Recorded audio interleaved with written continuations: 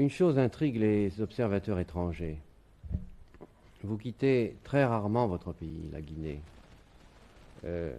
Autant que je sois informé, vous avez fait une seule visite à l'extérieur depuis 1967. Est-ce que vous êtes d'accord d'abord sur ce point? Je me demande pourquoi se préoccupe-t-on de cela. Le président Mao, combien de fois il a quitté la Chine? Pour autant, est-ce que la Chine est malade? Le président Nixon, combien de fois depuis qu'il est au pouvoir il a quitté?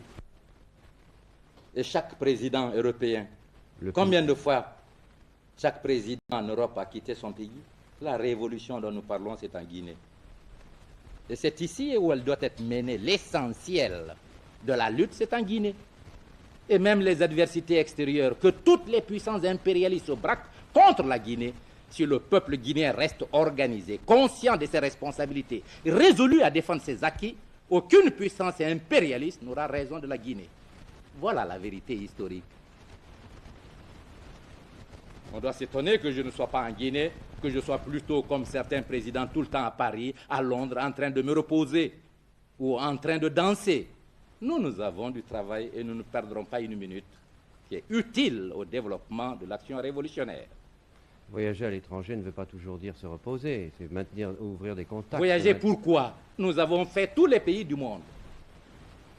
Les 3 premières années de l'indépendance nous ont permis de visiter presque tous les pays en rapport avec...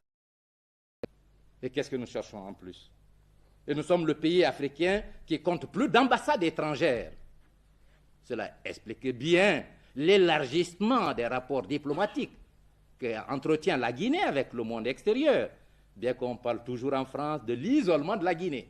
La Guinée a plus d'ambassades que le Sénégal, que la Côte d'Ivoire, que chacun des pays coopérant avec la France. Vous pouvez en faire le contrôle.